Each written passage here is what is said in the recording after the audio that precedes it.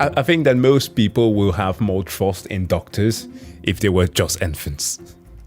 At least if they maintain that kind of attitude towards adults as well. Some doctors are still very empathetic, but some completely miss it because, or at least lose it, because they become way too factual and too rigid in their approach of treating patients.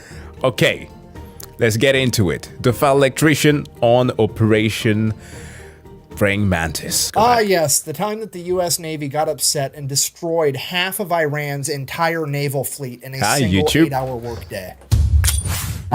Today we're talking about Operation Praying Mantis. But real quick, this video is sponsored by Zydax Custom Gaming PCs. They are all built right here in America with American-based tech support and a lifetime warranty. It's the computer that I use and the one that I would recommend. I'll have them linked down below if you want to check them out. Let's get to this video. All right, important background info. 1980, Iraq decided to invade Iran. Why? Don't really care. Not pertinent to the story. However, at the end of that war, Iran decides, hey, we're going to pull a page out of the old Art of War by Sun Tzu. We're going to cut off the enemy supply lines, deprive the enemy of nice things. The answer is oil.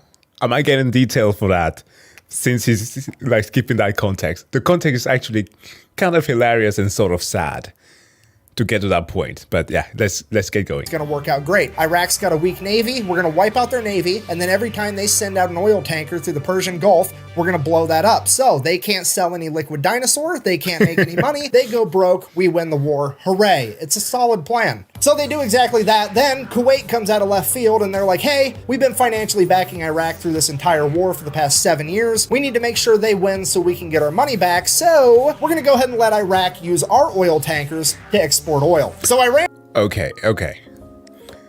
It literally freaking is. So let's just get into the context for those who might be watching this and wondering what the hell happened. How far should we go back? You know what? Let's make this a little bit interactive, okay? We gotta get into the chill zone acting here. These are topics that I've talked about with friends in the past to a certain degree because they do hail from these countries that have been affected by OPEC mostly. This is the organization that dealt with the petroleum distribution around the world. Oil, fermented dino juice. Yeah, it's pretty accurate. In the 1930s, think about that.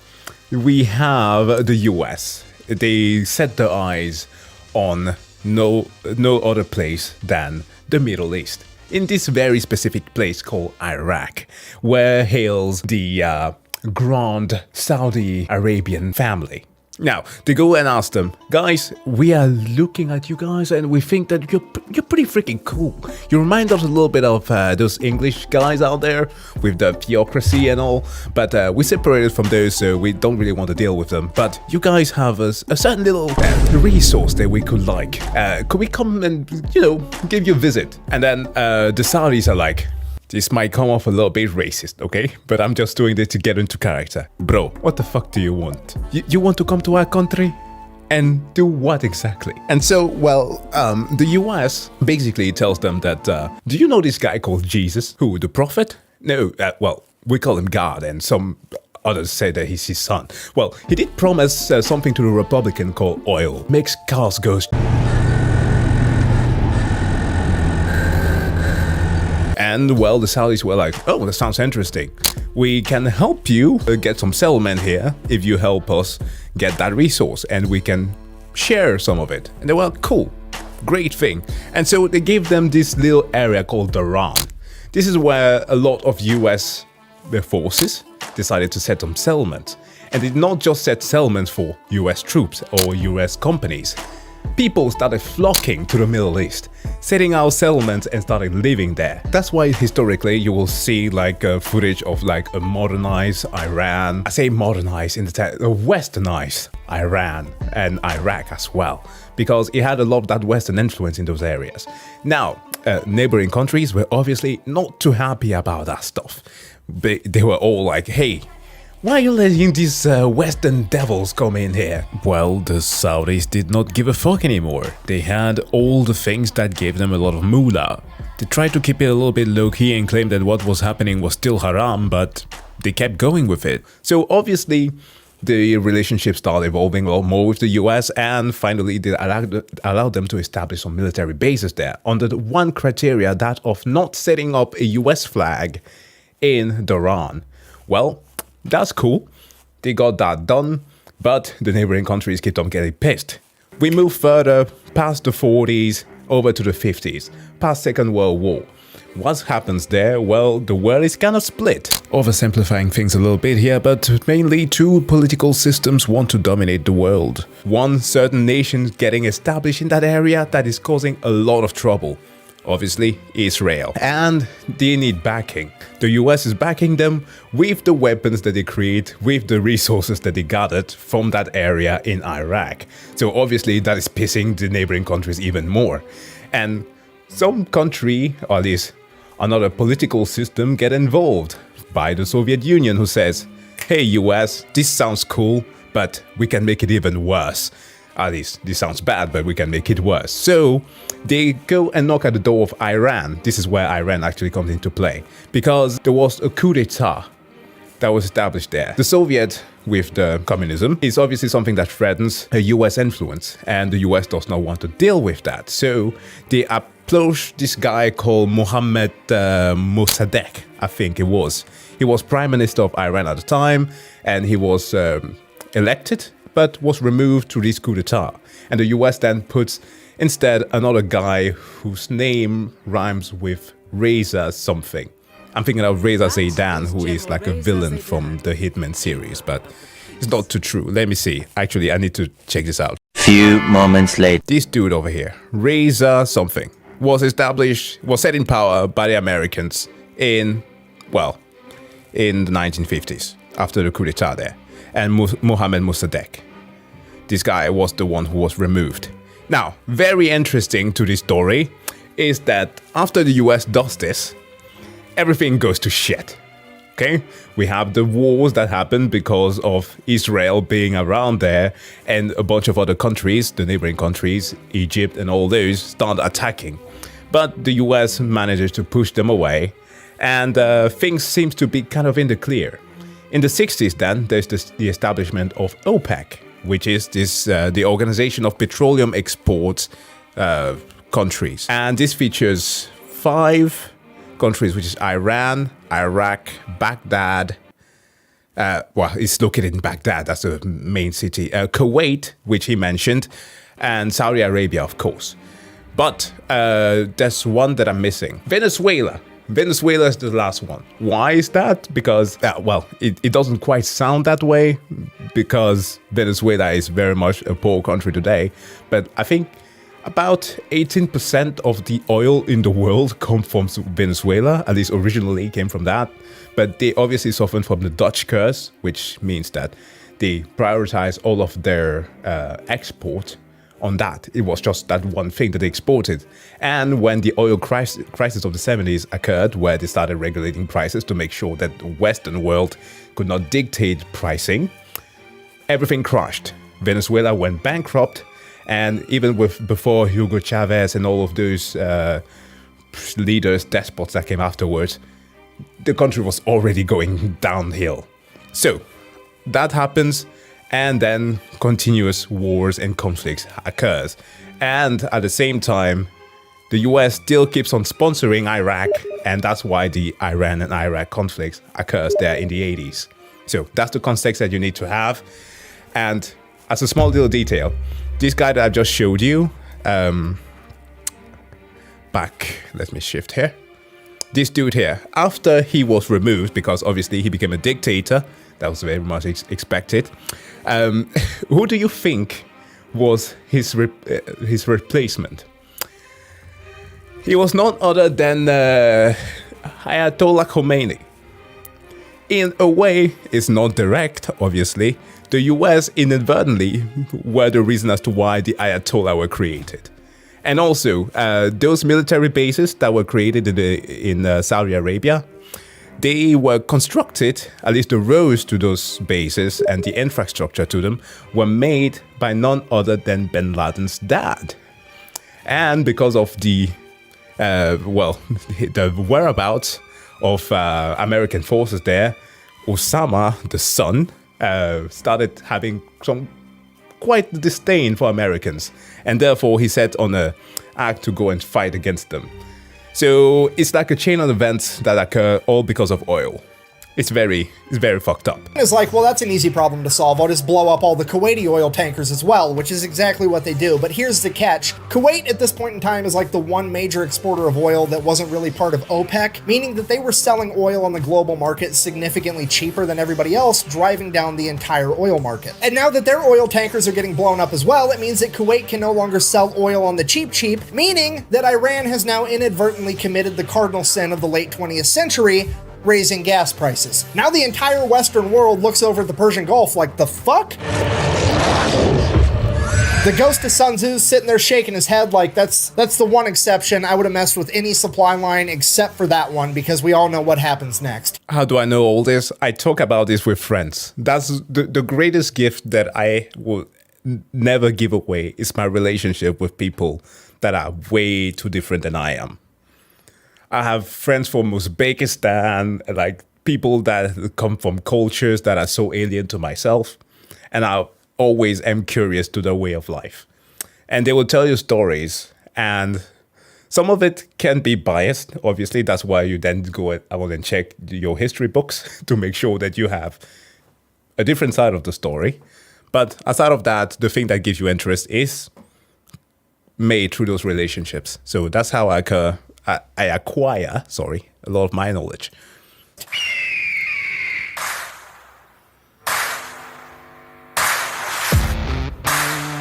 Yeah, America then proceeds to assemble the largest naval convoy operation since World War II, send them into the Persian Gulf to protect Kuwaiti oil tankers. It is at this moment that Iran should have been like, well, that's unfortunate, time to figure out plan B, because this obviously is not going to work out. However, they decide that they're going to double down. What they're going to do is they're going to take a bunch of magnetic underwater mines, and they're just going to spread them out all over the Persian Gulf in international waters, and that's not going to have any consequences. Absolutely not. At all. So fast forward, April 14th, 1988, the USS Samuel B. Roberts, a guided missile frigate, which is basically brand new at this point. This is like its first big operation, is out there escorting a Kuwaiti oil tanker, and it runs into a minefield, hits a mine, blows up the keel of the ship. The keel is this bottom part right here. It like supports and stabilizes the structure of the entire ship, and it gets blown completely in half. At this point, the only thing holding this boat together is the actual deck. 1 second, everything's fine. The next second, there's a 15-foot wide hole in the bottom of your ship. Everything's on fire and water is rushing in. The USS Samuel B. Roberts took on half of its weight in water in the first minute. This is a catastrophic amount of damage that would sink 99% of ships, but as fate would have it,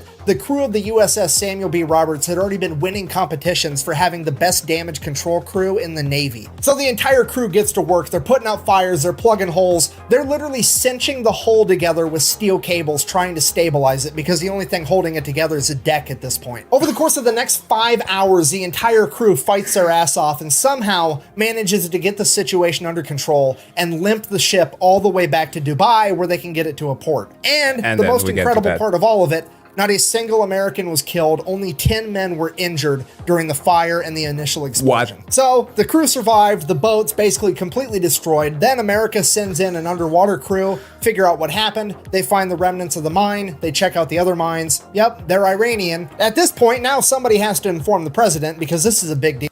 Oh no. I just realized it's the 80s. It's fucking Nixon.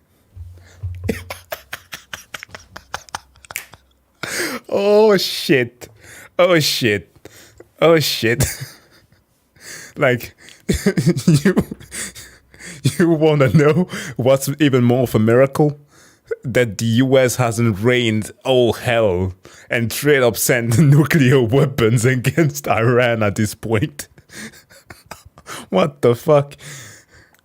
Deal. And the president at this point in time is, let me check my notes, fucking Ronald Reagan. I'm from the government and I'm here to help. So they go ahead and they brief Ronald Reagan on everything that happened. He's super happy that everybody survived, and he's like, okay, well, here's what we're going to do. We're going to issue a proportional response. And what the U.S. Navy heard was, awesome. All right, so here's the plan. Iran currently has 3 oil rigs in the Persian Gulf that are not being used for drilling oil, but as military bases for their naval operations. So the U.S. Navy is going to go ahead and take out all 3 of those. Now, I don't really know what the guided missile frigate to oil rig exchange ratio is, but we're going to go ahead and err on the side of caution and say that it's not quite proportional enough yet.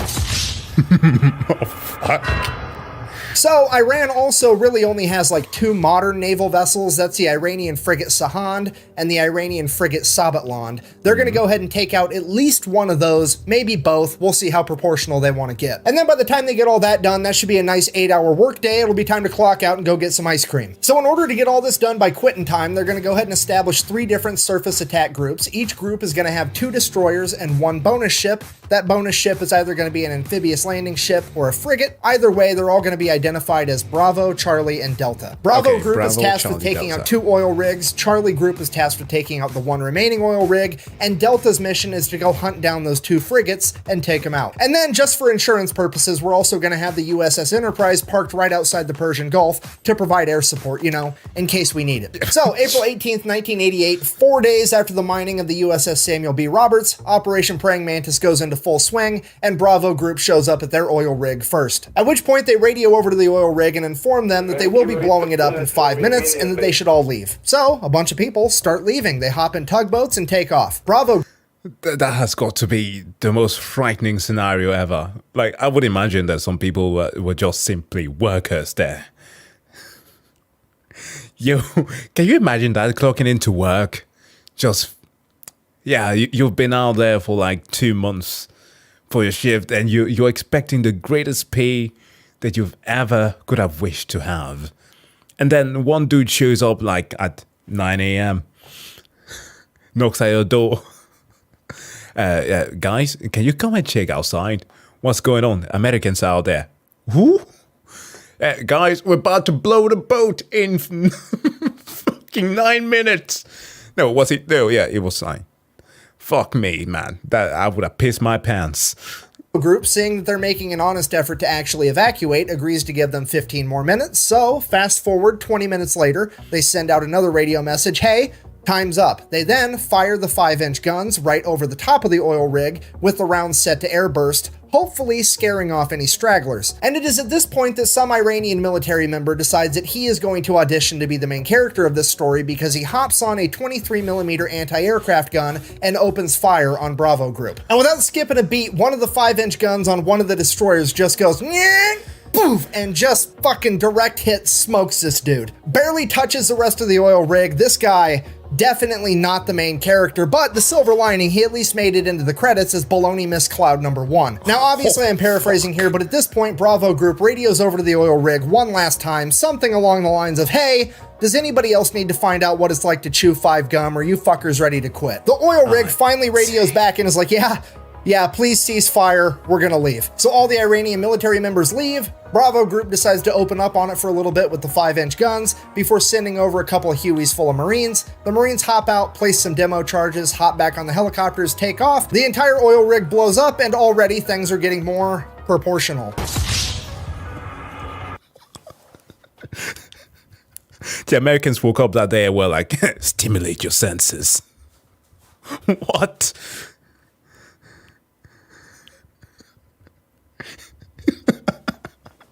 That man, that single dude was like, this is my shot. I can do this. No.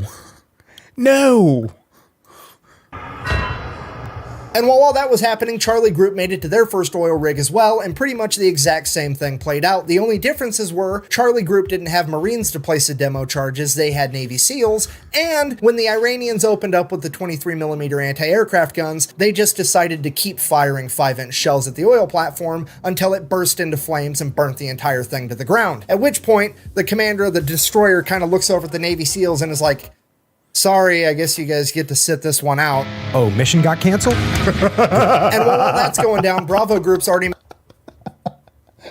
And of course he had some footage of Joko. Of course he needed to be there.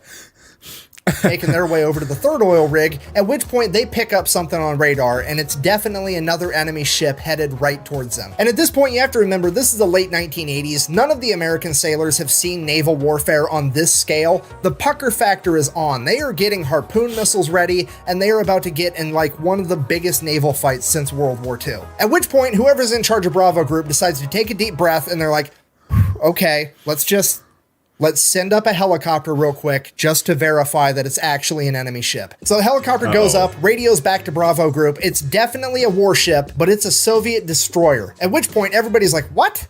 What is happening right now? So they radio over to this Russian destroyer and they're like, what are your intentions? Yeah. And the Russian commander radios back in broken English. I swear to God, this is a real quote. I'm just here to take pictures.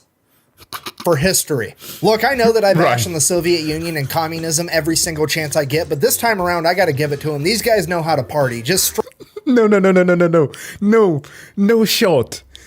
It's the same energy. Hold on.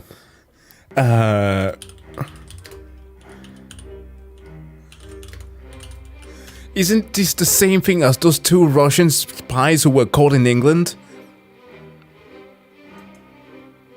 What was it that they said?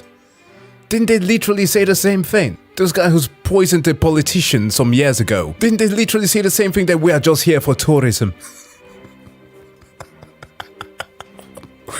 No, man. No. Is that what they're being taught in like spy school or military school? Like, what the fuck? Yeah, the Salisbury spies. Here they are.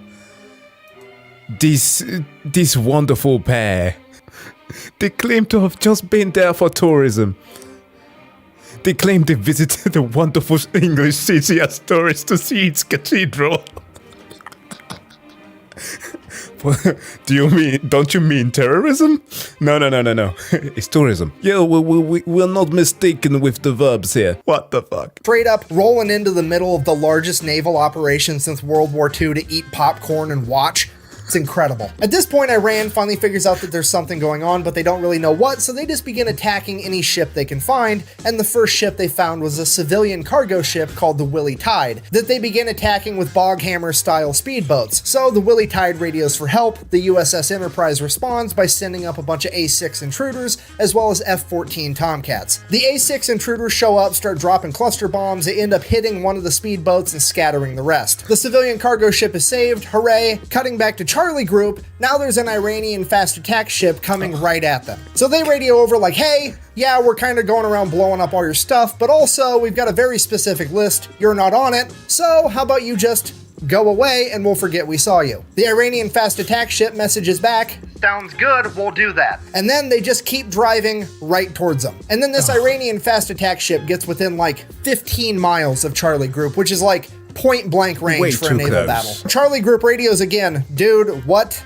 are you doing? To which they respond, I'm following orders. And then they proceeded to lock their radar on Charlie Group, which Charlie Group can see. At which point Charlie Group immediately launches 5 missiles directly at the Iranian vessel. The Iranian vessel fires a harpoon missile back at Charlie Group. Both groups now have missiles in the air screaming towards one another. The Americans launch countermeasures, shooting up chaff rockets that end up catching the harpoon missile, detonating it in midair. The Iranian vessel, on the other hand, did not have any countermeasures capable of stopping the newer technology behind the American missiles, and it would end up getting sunk pretty much immediately. Then, before anybody can really even fully digest what just happened, radar picks up 3 Iranian F-4s screaming towards Charlie Group. Charlie Group then turns, fires a bunch of surface-to-air missiles at the F-4s. The F-4s see them coming. They're like, oh shit. They pop a U-turn and try to outrun them. F-4s, while they are extremely fast, can't outrun missiles, so one of the missiles ends up blowing a wing off one of the F-4s. Now America has taken out an entire naval vessel and an F-4 that they did not plan on taking out, and it's throwing off all of our proportions. And because of that, American leadership orders Bravo Group to stand down. We're not going to go take out that third oil rig. And right as soon as that order gets given out, Delta Group chimes in and is like, hey, we found that frigate we were looking for. So now nobody knows what to do, because on one hand, things are already getting out of control, but on the other hand, we really want to take out these It escalated really quickly, huh? frigates. So American leadership decides, well, we might not even have to make a hard decision. Maybe that's not even the frigate and the radar's wrong. Why don't you go ahead and send a couple A6 intruders over, do a flyby. They can verify that it's actually this new modern frigate, and if it is, we'll make a decision from there. Or so they thought, because the A6 pilots are about to decide that they are in fact the main characters of this story. You see, the USS Enterprise and its aircraft aren't really supposed to be doing a whole lot. They're more or less just there for insurance. In fact, they're only allowed to engage the enemy under one of two conditions. One, the President of the United States signs off on it, which is actually what happened with the speedboats earlier. Or two, they get fired upon first. So they got told. Okay. Well, I guess that they are waiting for orders, right? Right?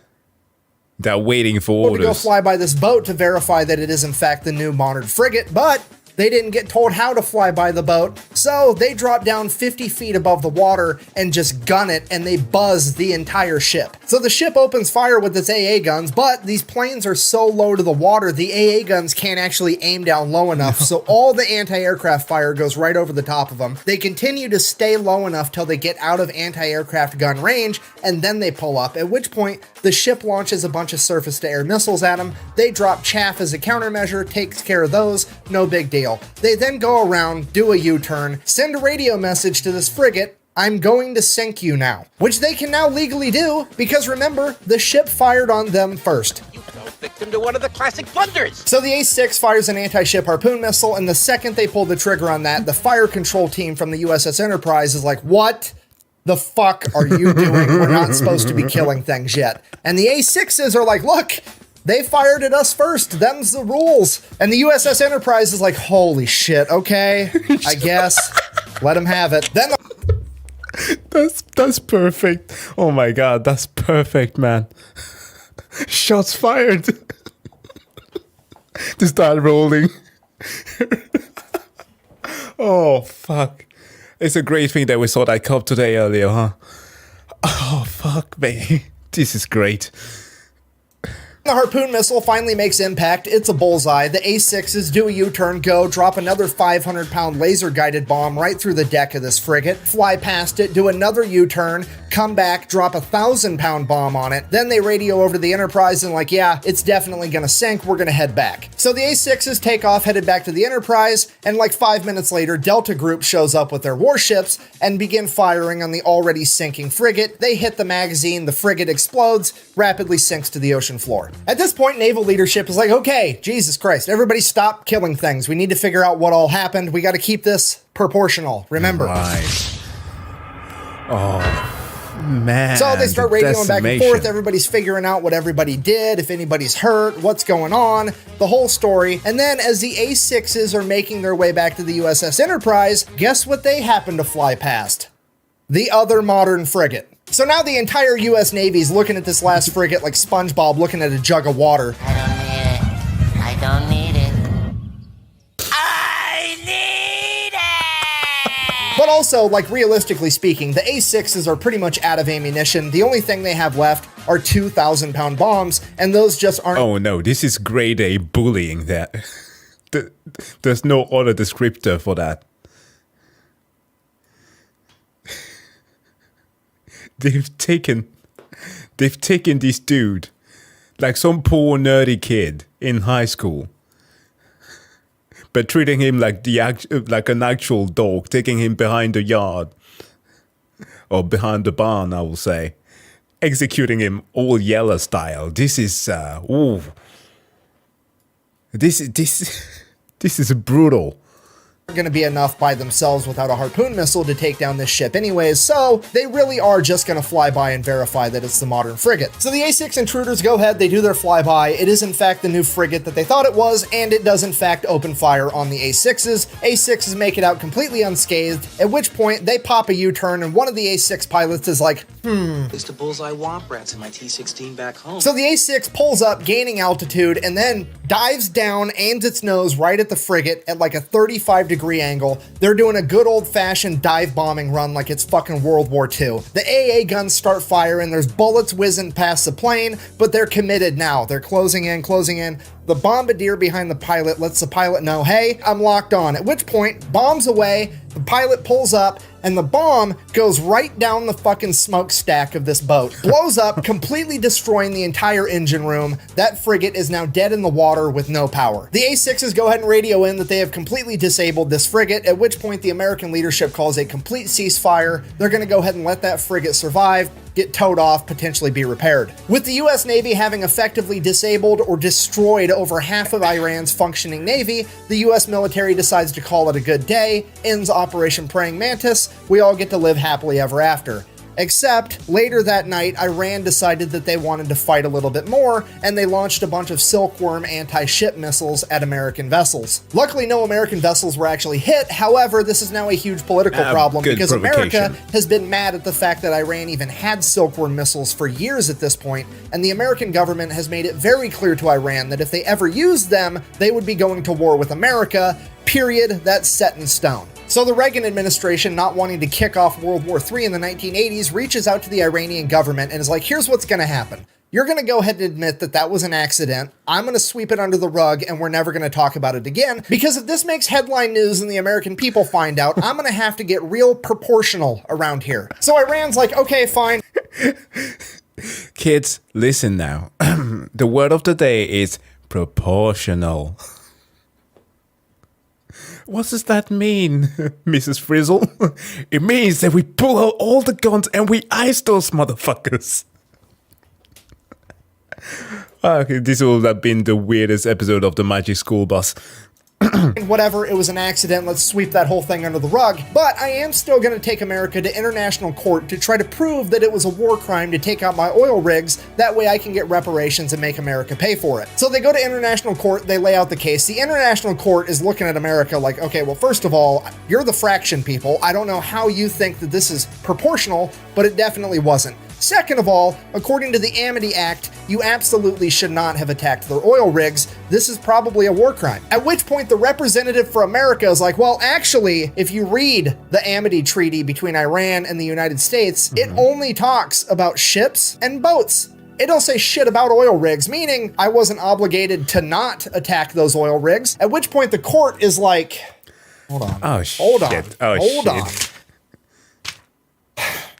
Fucking, he's right, son of a bitch. Okay, well, I guess America's innocent, because I've said it once and I'll say it again. It's never a war crime the first time. And now for the best part of the entire story. America now proceeds to go over to Dubai, pick up what's left of the USS Samuel B. Roberts, tow it all the way back to Maine, then take the ship out of the water, get it in dry dock, cut out the entire damaged section of the ship, including the engine compartment, build another module to fit in its place. This thing weighs like 300 tons. They jack it up, weld it right where it's at, get everything rehooked up, reconnected. And this boat is back out on the ocean 1 year later on April 1st, 1989. It then goes on to get recommissioned and serves in the Navy until 2015. I mean, playing Battleship against America's gotta suck, right? Like, haha, I've sunk your frigate, and America's like, first of all, no you didn't. Second of all, fuck your entire Navy as it picked... Dude, can you imagine the Titanic being sunk? And it rising from the waters again? Like, psych, bitch, you thought? This is what the US does. Except you're bored and just throws it at the wall. So in conclusion, if you do ever find yourself being the leader of a foreign nation one day, the best advice that I can possibly give you is A, do whatever you can to not raise gas prices, and B, whatever you do not fuck with America's boats. We do not like that shit. Thank you for watching. Best way to support the channel is like, comment, subscribe, maybe go buy some merch at thefatelectrician.com. Quack bang, out. Man, I've seen the way that Americans, at least Floridian, deal with their boats when a crocodile gets on top of it. Just imagine what the actual armed military can do. Well, we've just witnessed it. Damn, that was hardcore. I know that there's a Titanic too. Oh, and to answer the question by Mr. Wayne Nottingham, I do not have channel membership set on yet because I don't feel quite yet that I have the type of content for you guys that warrants having that. Obviously, if some people want to support, I am happy that you will like to do that, but I'm working on some stuff, and once I got that done, I might just set up channel memberships. But yeah, yet another great video from the Fat Electrician. If you're not subscribed to this guy, please do make sure to go and check him out.